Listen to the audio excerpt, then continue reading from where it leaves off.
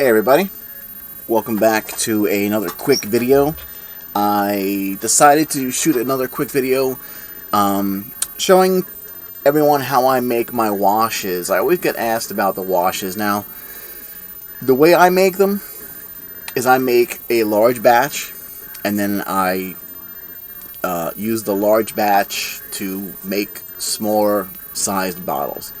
So what I'm going to do, I need to make another large batch right now, so I decided to shoot a video of it real quick.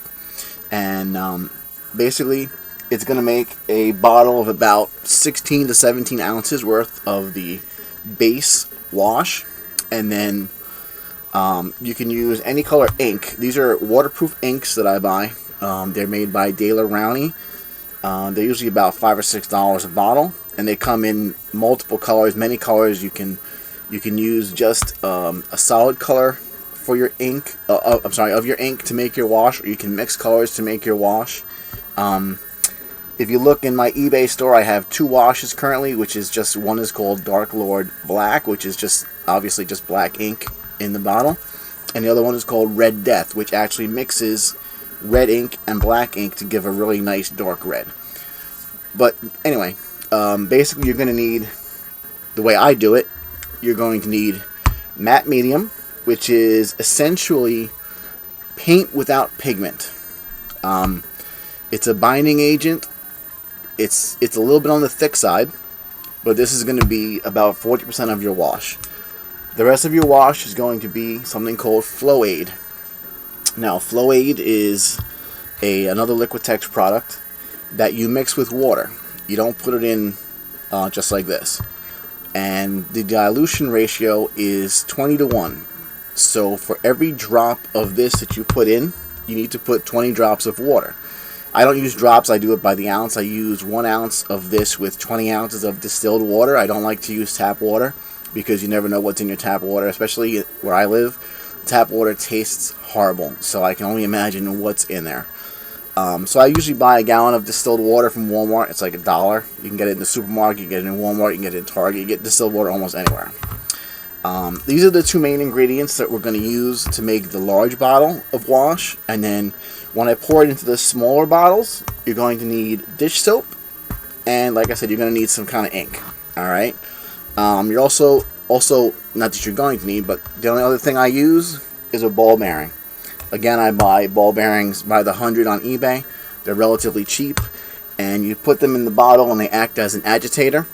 Kind of like when you have a can of spray paint and you shake it, you hear that little agitator inside there. It helps to make sure everything gets mixed. Now, when you're doing washes, I'll show you one of the ones here. They will separate, as you can see. This here is an orangey brown wash that I did. Now you can see what it looks like. You can probably hear it because there's a little ball bearing inside of there. And after you give it a quick shake, that's what you get. You get a nice brown. So they do separate, and that's why the ball bearing comes in handy. Okay?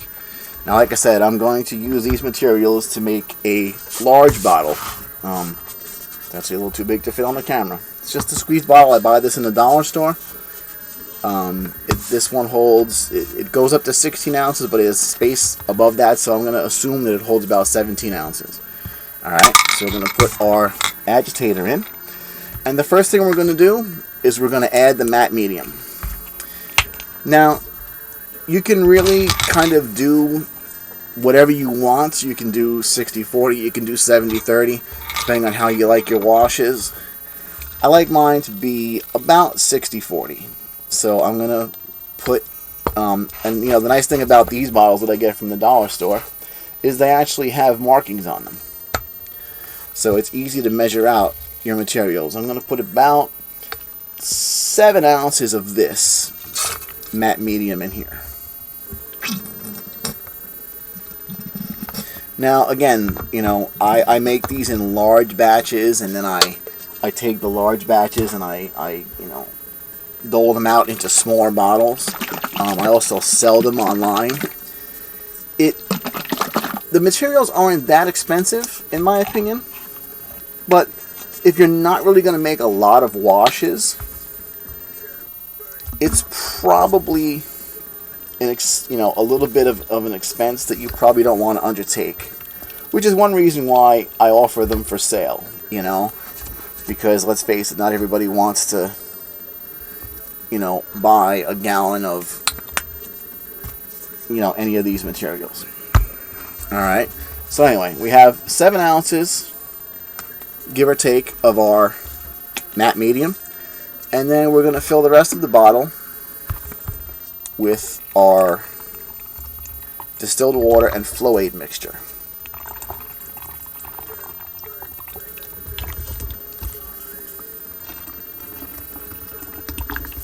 Now, the other thing that I use this mixture for, which is why, again, I make it in a large bottle, I also use this mixture to thin my paint. Just average, everyday paint thinning. Okay, actually made a little bit of a mess here, and we actually did not have enough of our Flow-Aid and water mix to fill the bottle. So, what I'm going to do is just get my bottle of distilled water and fill the rest of it up. As you can see, it's a very scientific process, and the measurements are extremely exact. Whoops. And we just made a little mess. In case you're just tuning in, that last statement was completely false, and it was just me trying to be funny.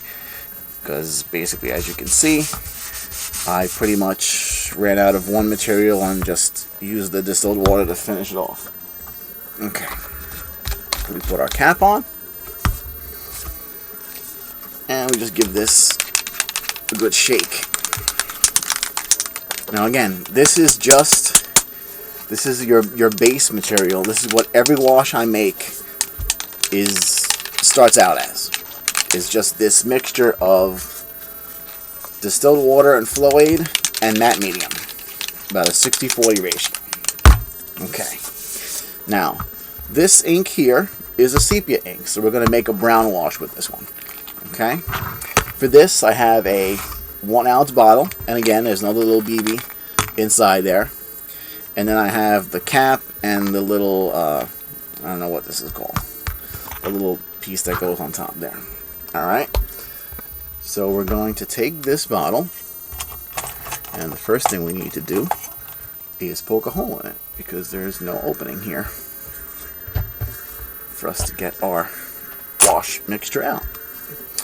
So we're going to take our large bottle, and we're going to fill up our small bottle.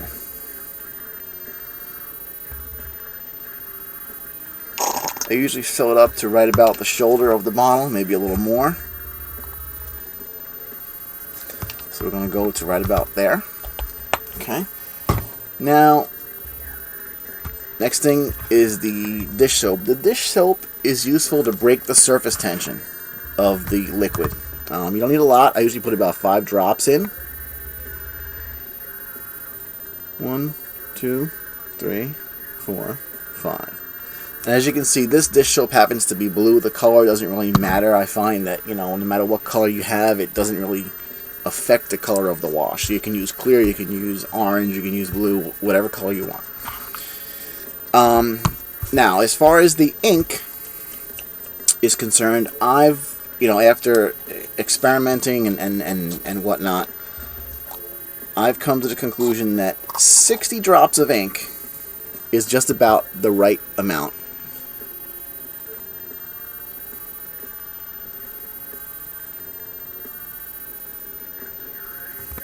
For the 1 ounce bottle.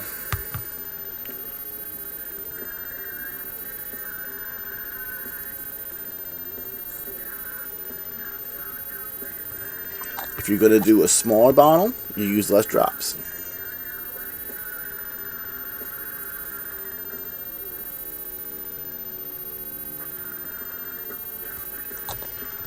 So we have our 60 drops of ink.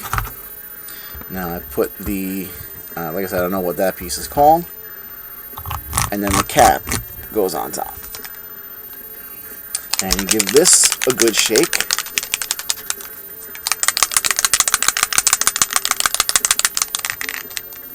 And you can see that we now have a nice brown colored wash.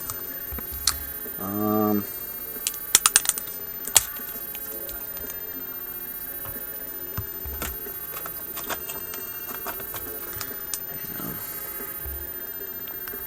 can see that it's a nice, it's like a kind of like a little chocolatey brown. It's a nice chocolatey brown wash. It's not too dark, it's not too light. It'll work well with like a light brown application, or maybe even with a tan, although it might be a little bit too dark for doing something tan.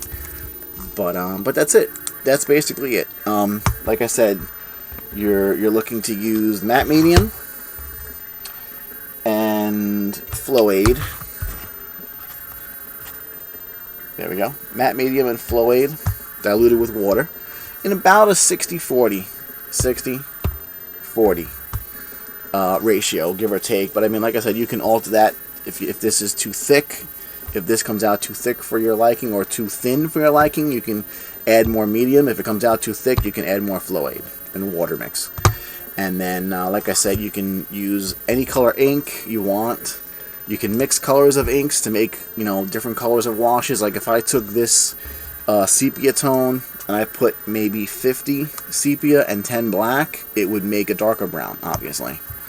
If I put 50 sepia and 10 red, you would get a little bit of a richer brown.